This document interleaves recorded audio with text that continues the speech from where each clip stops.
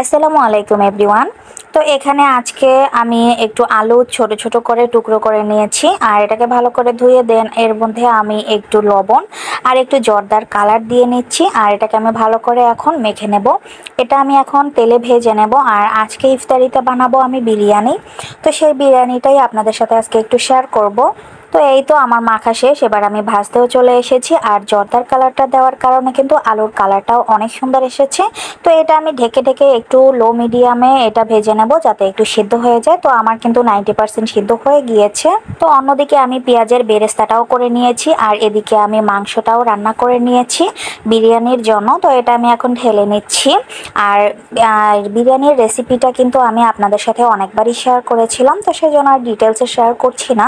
তো এখানে আমি চালের ভিতরে 1 কাপ দিয়ে দিলাম দুধ আর বাকিটা দেব পানি। আর এই তো আমি বিরিয়ানির মশলাটাও দিয়ে দিলাম আর ডিটেলসে কিন্তু আমি অনেকবারই শেয়ার করেছিলাম বিরিয়ানির রেসিপিটা। তো এই তো সব কিছু দিয়ে দিলাম। এবার আমি স্বাদ মতো লবণ দিয়ে দেব আর দুটো কাঁচামরিচ দিয়ে দিলাম, একটু ভালো স্মেল আসবে। তো এই তো এদিকে কিন্তু আমার এগুলো পানিটা প্রায় টেনে আসার পরে এর মধ্যে আমি যে মাংস আর যে আলু ভেজে রেখেছিলাম সেটাও আমি দিয়ে দিব। তো আমরা ইফতারিতে কয়েকদিন ভাজা পোড়া খাই, দেন একদিন রাইস আইটেম খাই, তাহলে স্বাদটা ব্যালেন্স থাকে। তো এখানে আমরা 5টা ডিম সিদ্ধ করে নিয়েছি, এখন এগুলোকে ফ্রাই করে নেব। যেহেতু আমরা 5 জন মানুষ, তো ডিমটা ফ্রাই করে নিচ্ছি। আর আজকের বিরিয়ানির সাথে থাকবে ডিম ফ্রাই আর একটু তেঁতুলের চাটনি করব। তো সেই তেঁতুলের চাটনিটা আপনাদের সাথে শেয়ার করব আমি। তো ডিমের মধ্যেও কিন্তু আমি একটু জর্দার কালার দিয়েছিলাম, যার কারণে ডিমের কালারটাও খুব সুন্দর এসেছে। তো সবকিছু রেডি হওয়ার পর বক্স করে খাবারগুলো দিয়ে নিচ্ছে দোকানের জন্য। আর অন্যদিকে আমি এখন তেঁতুলের চাটনিটা করব। তো সেজন্য আমি 10 মিনিট আগেই তেঁতুলটাকে অল্প একটু পানির মধ্যে ভিজিয়ে রেখেছিলাম। দেন একটু নরম হওয়ার পরে এখন আমি হাত দিয়ে ভালো করে চটকে নিচ্ছি। তবে বিচিগুলো আমি তেঁতুল থেকে আলাদা করব না, জাস্ট একটু ম্যাশ করে নিচ্ছি। তো এখানে আমি কড়াইতে সরিষার তেল দিয়ে দিয়েছি আর তার মধ্যে একটু পাঁচফোড়ন দিয়ে একটু ফোড়ন দিয়ে তারপরে আমি তেঁতুলগুলো দিয়ে দিচ্ছি।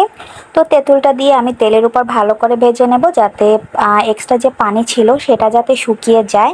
তো এর মধ্যে আমি এখন পরিমাণ মতো চিনি দিয়ে দিচ্ছি আর এখানে মিঠা দিলেও কালারটা খুব সুন্দর আসে, তবে চিনি দিলেও কালারটা ভালোই এসেছিল যেহেতু ক্যারামেল হয়ে ক্যারামেলের কালারটা এখানে আসে আর কি। তো এই তো আমি এখন চিলি ফ্লেক্সটা দিয়ে দিলাম, একটু ঝাল ঝাল হবে, খেতে ভালো লাগবে। তো চিলি ফ্লেক্সটা দিয়ে আমি ভালো করে আবারও মিশিয়ে নিচ্ছি। দেন এখানে আমি দিয়ে দিচ্ছি এবার বিট লবণ। বিট লবণটা দিয়ে আমি আরেকটু ভালো করে মিশিয়ে তার মধ্যে দিয়ে দিচ্ছি আমি নর্মাল যে সাদা লবণ সেটা আমি দিয়ে দিচ্ছি। তো এই তো আমাদের প্রায় কিন্তু চাটনিটা হয়ে এসেছে। এবার এটাকে আমি ভালো করে নেড়ে চেড়ে তারপরে উঠিয়ে নেব। তো এই তো আমার চাটনিটা রেডি হয়েছে আর এটা দিয়ে বিরিয়ানিটা খেতে কিন্তু অনেক মজা লেগেছিল।